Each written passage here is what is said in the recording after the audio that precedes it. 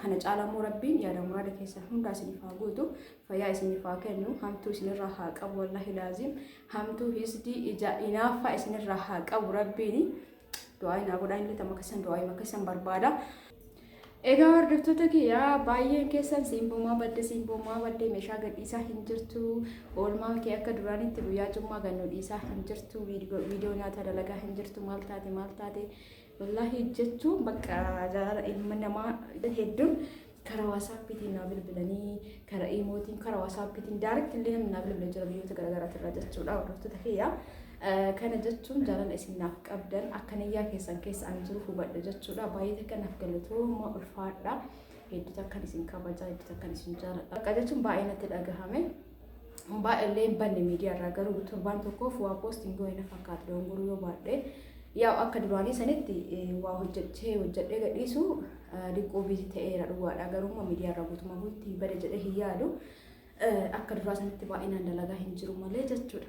Kanarratti hundaa'uun hordoftoonni kiyya baay'een nama naa bilbiltanii jirtanii warri karaa waasaappiitiin sagalee naa keettan warri naa bilbiltan hedduun keessan jirtan jechuudha hordoftoota kiyya wallaahi naaf galatooma ulfaadha rabbiin bakka isin jirtanitti fayyaa isinii haa kennu umrii isin haa dheeressu isin jaa rabbi yaada muraada keessan isinii haa guutu.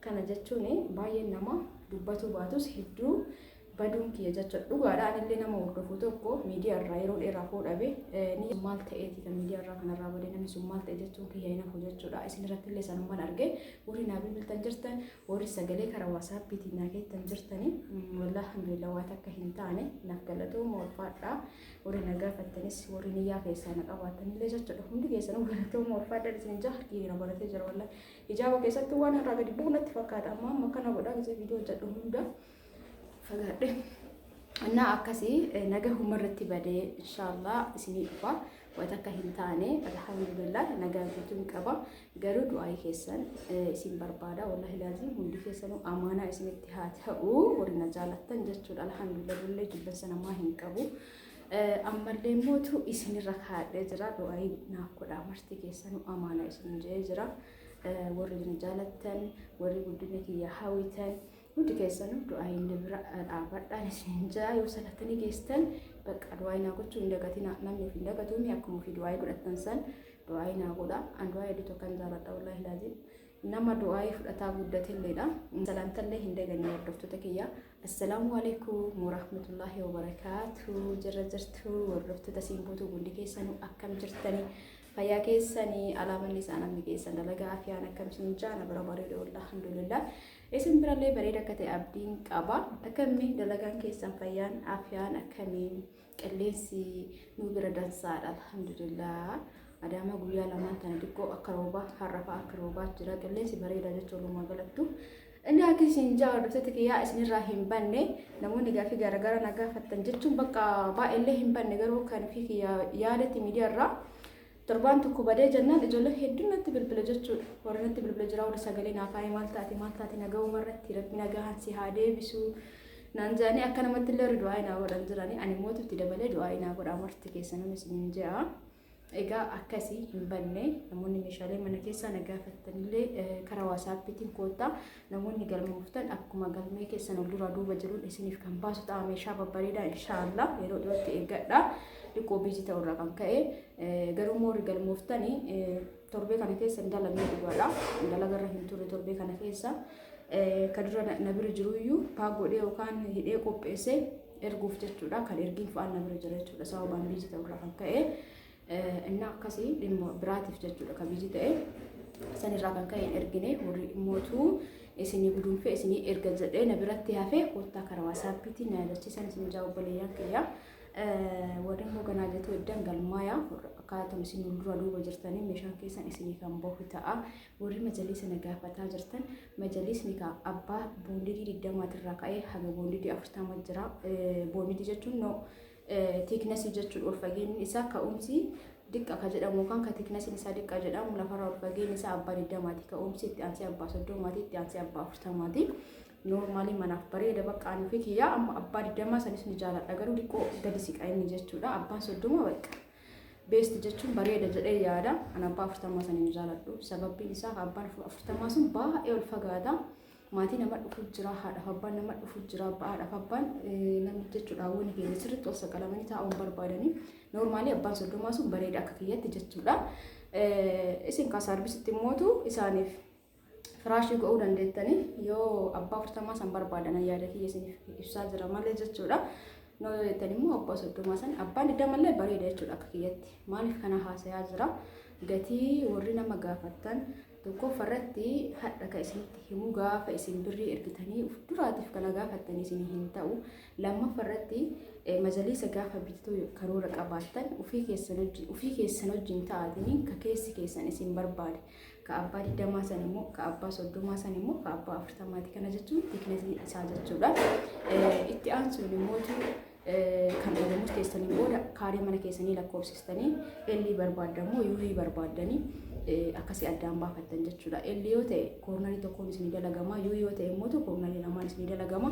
Mana yoo lakkaatanii girgiddaa tokko haga girgiddaa tokko ni lakkaatanii achirrallee gad dhufu bakka ka'umsaa sanii akkanallee gad lakkaatan jechuudha. Hordoftoota kiyya akkasitti gatii fakkeenyaaf ata'anamma waan tokko majalisa abbaa 30 san bitachuu yoo yaada qabaadhe nama ajajachuu barbaadu sanii kallattumaan abbaa 30 barbaada kaarii gana barbaada manni kiyya girgiddaan isaa akka meetira gana itti walitti himte bakka qalalle jedheetuma gati haaluma salphaan huluu banna jechuudha.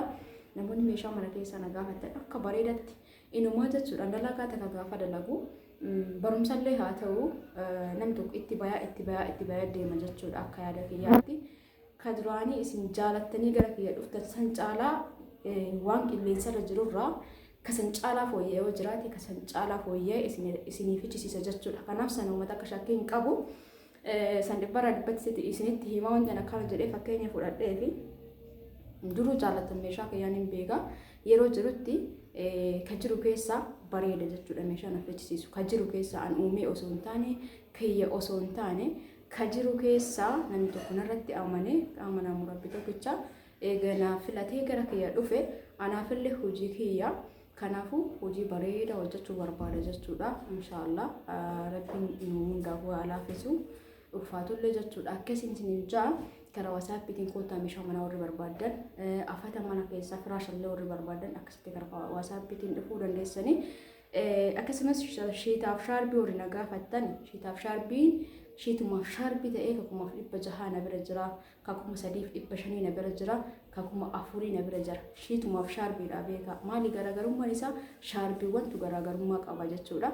Shaarbii ka biyya keessaatu jira, ka biyya alaa sanuu ta'ee waltara jechuudha. Kanaafuu ka irraa shiitiif shaarbii ta'ee ka widdi jedhamu na biratti 4,000. As dheenne kana 4,000 galee 3,500 3,000 illee ture jechuudha. Ka 4,000 jira.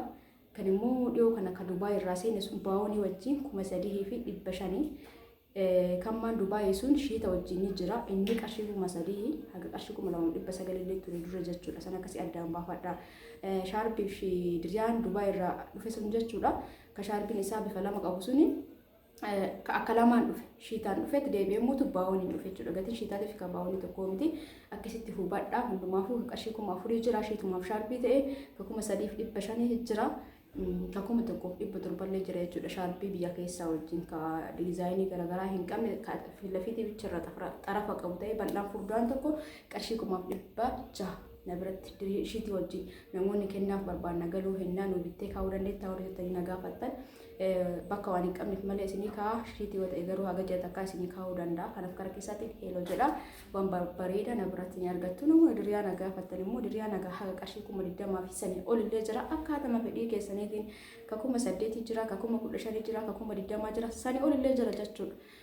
Garuu diriyaa bareeda baqqaa jedhamee jechuun jiddu galeessaan gatii jiddu galeessaatiin jiru ka 5,000 sun illee ni jira irraa jalatti kan fakkaatu ni beekanii miti. Garuu 8,000 9,000 ka shaarbii fi diriyaan waliin fakkaanne jechuun gubbarraa shaarbiin haphiiwwan diizaayinii qabdu dhaabbataan jechuu barbaadeeti. Isin akka humna keessaniitiin jechuudha. Akkanan isin hin jaa wanni biraa itti haasa'uu barbaade gara viidiyootti deebi'aa viidiyoo dhiboo isin hojjennee achirratti isinitti haasayaa. Kan akkuma yaadachiisa isinitti haasayaa jira. Horii na gaafattanillee jira. Alhamdulillah fayyaa kiyya jechuumaa fi du'aa himuutu hin dagatina. Bismillah ja'a gizee masalaatanii geessitan waan barbaadan ja'a du'aa naaf godha. Ana du'aa hima barbaada malee isin waan barbaadan ja'a du'aa naaf godha jechuudha. Akka isin ja'a hordoftoota kiyya Egaa kallattii maan gara viidiyootti deemnaa waan xiqqoota kooliin hojjannee waliin dhandhamna jechuudha. Yaadachiisumaa fi chaanala kana fara warri taatan hanga ammaa jechuudha. Subscribe gochuudhaan maatii isin boo akka taatan kabajaan isin gaafadha. Warri jalqabarraan hordoftan ulfaadhaa galatooma hedduu takkan isin jaaladha hedduu takkan isin kabaja.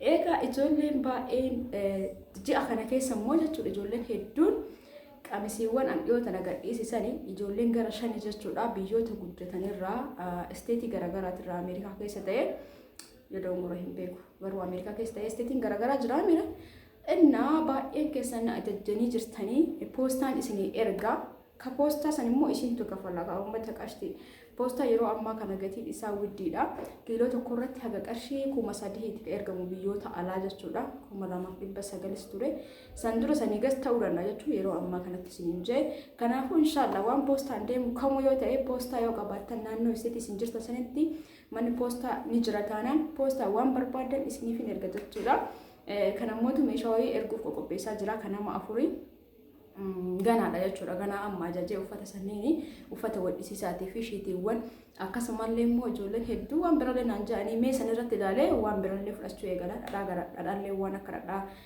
ni deemaa fin deemuu isaa warri na gaafatan dhadhaafaa nama hedduutu na gaafate bassoo nama hedduutu na gaafate micciirraa jechuudha kanaafuu uffanni kunoo achi ga'ee waan biraatti illee tarkaanfanne jechuudha kanaaf ummaa yaaddaina waan barbaada waan biyya keenya keessa jiru karaa poostaatiin ergama tanan isiniif erga yoommoo nama achi dhufu qabaattan namatti illee isinii kennuu danda'a isiniin jaa hordoftoota keeyyaa yoo haasaa isinitti dheeresse kaadhiifama guddaa isin hubachiisuu fi amma kallattiimaa waan xiqqoo waliin hojjannee bohaartii bareeda waliin dabarsinaa isinillee ittiin bohaaraa laayikii sheers gochuu hin dagatina kallattiimaan gara viidiyootti deemna.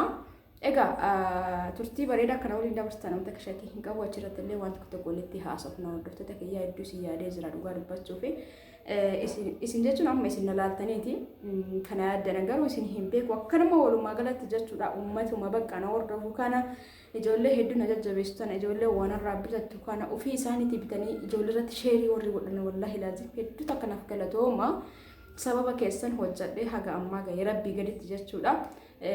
Haamileen keessan hedduu barbaachisa kanaafuu haamileen keessan gahee guddaa qabdan jechuudha isin anaa ammaa kana haga sa'aatii kana YouTube kanarratti hojjadhee waan tokko waan tokko irraa gara waan tokko ka cihaa jiru jajjabina isin naaf taatan kana jechuun jajjabina akkamitti naaf taatanii YouTube kiyya subscribe godhuudhaan like naa godhuudhaan akkasumas waan garagaraa orderii narraa godhattanii ofii keessanii yoo jaalattan immoo hiriyoota keessanii irratti yoo share gootan YouTube kiyyallee guddataa deema jechuudha lakkoofsi subscribe isaa dabalaa deema kun immoo anaa faamilee waan ta'eef waan birallee hojjechuuf kaka'umsa keessatti uumtanii jechuudha kanaafuu gahee guddaa qabdan isin galatooma ulfaadhaa isin jaaladha isin kabaja kana caalamuu rabbiin yaada muraada keessa hundaa isiniif haa guutu fayyaa isiniif haa kennu hamtuu isinirraa haa qabu wallahi laazim hamtuu hisdii ija inaaffaa isinirraa haa qabu rabbiin du'aa inaa godhaa illee tama keessan du'aa ima keessan barbaada innaa akkasii kallattimaa maal hojjechuu adeema waan guddaa hin hojjedhu waan qalalli jedhe hojjedha kanaaf na waliin turaa isin jaa koottaa. Egaa kan isin jaa hordoftoota kiyyaa yeroo takka waan akkanaa kana dalagnee mana keenya keessatti gisee nyaannee onni jedhe fa'aa jechuudha fayyadamuu dandeenya jalqaba sukkaaratti godhee itti aansuun aannanii itti aansuun zayitii dhiqishoo isii itti godhee jira itti aansee immoo hanqaaquudha hordoftoota kiyyaa hanqaaquu dhugaa dubbachuufannaa fuulee hanqaaquu hin jaaladhu osoo hafillee uumaa miti dirqama miti jechuudha garuu itti godha akka ijoolleen jaallattee nyaattuuf itti aansuun immoo paawudarii itti godha. Akkuma argaa jirtan kana yoo barbaadan immoo hanqaaquu sana akka foolii isaa balleessuuf vaaniilaa itti godhee jira jechuudha hordoftoota kiyyaa akkuma argaa jirtan kana hafuuraa fi amammoota irshoo xiqqoo isitti godha irshoo agatti tana qarshii 10 kan bitamu akkanatti jechuudha akkanatti bituu hin jaaladhu duraan garuu amma meeshaa yoo aspeezaa na jalaa dhume akka keessan dafee deemu san kiyyaaf xiqqoo biiziidha akkasiin jaa hordoftoota kiyyaa bishaan itti godhee anasitti garuu paankeekii yoo gootan bishaan ittiin dabalinaa isini ani aannan xiqqoo wayiitu mana jiraa ture sun waan xiqqoo naaf hin geenneef itti godhee itti aansuun harcee itti naqataa jira akkuma argitan kana. Harcee kana duqeetii fi harcee boqqolloo qabaatan xiqqoo walitti matanii gootan dansaa ta'a. Harceen ammatti godhe kun ka boqqolloo ta'e ka ishigii sanii jechuudha. Ka manatti daakkame osoo hin taane bishaan immootu baay'ee godhuudha waan ta'eef aannan naa hin geenne. sa'aatii kanatti aannan hin agarree kan biraa suuqarrallee sanii fi bishaan itti dabaleeti jira. Noormaali rakkoon qabu jechuudha. Akkuma mana keessaniitti hordoftoota kiyyaa akka mana keessaniitti bula. Anammaa dirqama kanaa miti jedhee dhiisuu osoo hin taane godhee akkana yoonaa ta'ee rakkoo miti jechuudha. Itti aansuun paankeekii elee biddeen asirratti yoo gootan daqiiqa gizee 3 qofa zuurii 3 qofa gootan yookaan marsa 3 qofa itti godhanan fakkeenyaaf harka tokkoon bilbila qabee harka tokkoon itti qo'aa jiranatti hin tolle malee silkii bakka takka kaa'ee yoo waraabe gizee 3 irratti hin buusu jechuudha. Maxxashaa ta'e garuu tokko nama tursiisa. Eeleen dhugaa dubbachuu fi eelee waan bira fakkaatti wallahi baay'ee dulloomte. Eelee sileessuuf xiqqoo isi bakka ima sileessa jedha yeroon arganne haa ta'uti gizeen akkana maxxatti jedhee kana itti garagalchine zayitii jala dibuu qabna. Haala kanaan baay'ee takka paankeekii bareeda ta'ee roogisaa ol qixxeessitanii diqqeessitanii godhachuu dandeettan. Eelee biddeenattillee akka dansatti namaa ta'a jechuudha. Maxxashattillee maashaallah tabaarakallaa kunoo haala kanaan baasnee jirra. Yoo barbaadan diikoorii garaagaraa itti godhuudhaan fayyadamuu dandeettanii. Anamma damma irra dibaa damma ledibuu baatta yoo damma fayyadamuu barbaada. Sukkaara jalqaba asirratti ittiin go'ina dammi baay'ee furdaa ture haa ta'uti akka nama godhe anamma yoonni maafi malee ittillee godhuu baadhu rakkoo miti gizee tokko kaa gizee nyaanni nu didee akkasumas qursii waan qalalli jedhee isin barbaachise paankeekiin kun baay'ee akkanatti tola gara kiyya baay'ee suusii isin ta'a jechuudha yeroo takka yoo godhu jalqabdanii maashaallah tabaarakallaa haala kanaan gootanii haaluma salphatti ciree keessan fayyadamuu dandeettanii yookaan tursiistuu illee ta'uu danda'a. Tursiistuu jechuun sa'aatiin maksasiisan jechuudha. Sa'aatii 9-10 akkasitti fayyadamuu dandeettanii. Baay'ee akka bareeda yaala isinin jaa anama gubbama qofatti godhe damma yoo barbaadan hunda tokkorra gootanii tokko saniif tokko wajji walitti riguudhaan yoo barbaadan dhadhaaf barbaree itti dibuudhaan fayyadamuu dandeettanii akkaataa fedhii keessaniitiin wanti tokko fedhii irratti hundooftanii gizee gootan baay'ee nama gammachiisa. Angara kiyya akkasii wanti tokko jaaladhee fedhee godhuun na gammachiisa jechuudha waan keessi kiyya barbaade.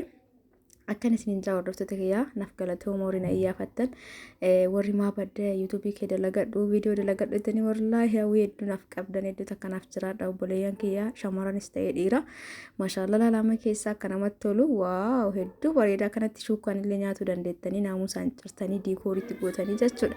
Egaa ammaan tana walummaan kan dhandhamnu ta'a maashaallah tabaarakallaa kunoo kana fakkaata ammaan tana akkanatti dhandhamee isinitti agarsiisa kaawwee dhandhammii osoo isinitti agarsiisa dansaa ture እና dhandhamtanii kalaaltanii akkuma dalage kanatti dalagdanii bu'aa isaanii argattanii mana keessan keessa ijoollee teessanii ofii keessaniif nama barbaadaniif dhiyeessuu dandeettanii waaw maashaallah tabaarakallaa akkana isinin jaa hordoftoota kiyya viidiyoon kiyya kaarraa kanumaan goolabameetii jira viidiyoo biraatiin inshaallah yoo rabbi jedhu walitti deebina hangasittuu hundi keessanii bakkuma jirtanitti fayyaa keessanaa tura bismillaa jenneen jaannaka akkana maashaallah tabaarakallaa jedha hedduun isin jaaladha hedduun isin kabaja hordoftoota kiyya naaf jiraadha rabbi yaada muraada keessan isinii haa guutu fayyaa isinii haa kennu ka riskii barbaadu riskii ka ilmoo barbaadu ilmoo ka fayyaa hin qabne fayyaa rabbi naa deebisuu fi akkuma muraada keessanii jechuudha hordoftoota kiyya akkanan isiniin jaa hundi keessanuu halkan kayrii keessanaa bula hedduun isin jaaladhaan illee viidiyoo kana immoo laayik gochuu hin dagatina baay baay.